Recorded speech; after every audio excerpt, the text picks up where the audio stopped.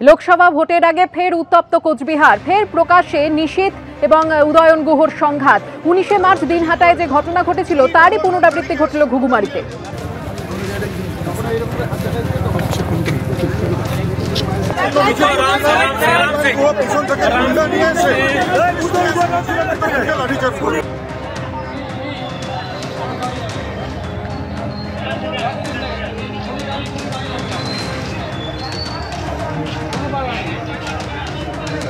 উত্তরবঙ্গ উন্নয়ন মন্ত্রী উদয়ন গুহর গাড়ি ভাঙচুর, বিজেপির বিরুদ্ধে হামলার অভিযোগ তৃণমূল কর্মীদের। পাল্টা তৃণমূলের বিরুদ্ধেই হামলার অভিযোগ কেন্দ্রীয় স্বরাষ্ট্র প্রতিমন্ত্রী নিশীথ প্রামাণিকের।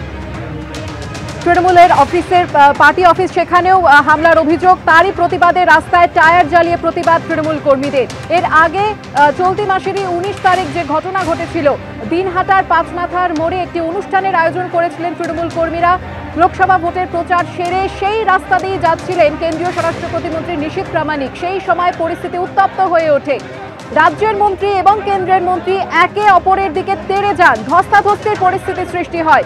নিশীথ প্রামাণিকের দেহরক্ষীরা পরিস্থিতি সামাল দেওয়ার চেষ্টা করতে গেলে সেখানেও ধস্তাধস্তির সঙ্গে জড়িয়ে পড়েন উদয়ন গুহ।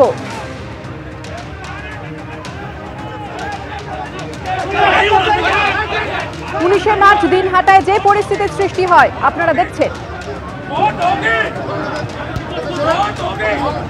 আর 19শে মার্চের সেই ঘটনার পুনরাবৃত্তি হলো গতকাল কোচবিহারের ঘুঘুমারিতে। ফের প্রকাশ্যে চলে এলো নিশীথ এবং উদয়নের দ্বৈরথ।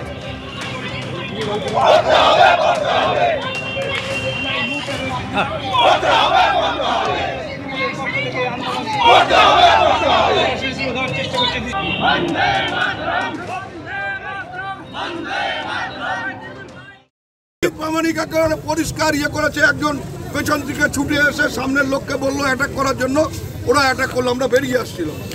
পিছন থেকে নিয়ে এসে লাঠিচার্জ করছে, মিছিলে ঢুকে মারপিট করছে। এত বড় গুন্ডা হয়ে গেছে, এত বড় অবস্থা। কুচবিহারের মানুষের বিচার করবে।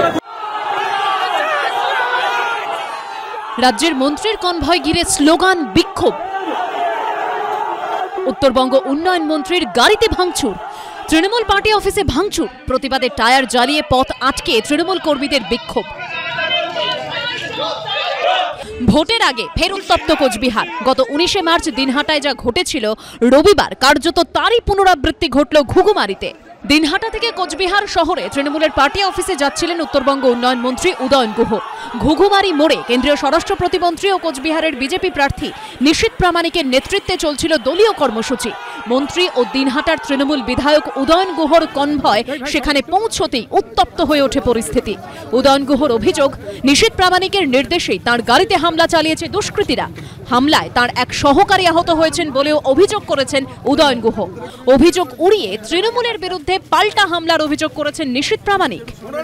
নিশীথ প্রামাণিকের একটা র্যালি বেরিয়েছে, ওইখানে আমাদের আইসি কোতোয়ালি আমাদের গাড়িকে এসকর্ট করে বের করে নিয়ে আসছে। নিশীথ প্রামাণিকের একেবারে পরিষ্কার ইঙ্গিতে আমার উপর গুন্ডারা গাড়ি আক্রমণ করলো আর গাড়ি ভাঙচুর করলো।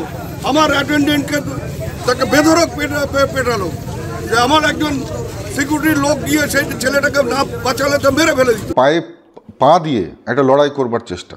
ইলেকশন কমিশনের কাছে পারমিশন নিয়ে স্কেডিউল প্রোগ্রাম আমাদের বর্ণাঢ্য শোভাযাত্রার, সাধারণ মানুষের সাথে সম্মিলিত হচ্ছিলাম।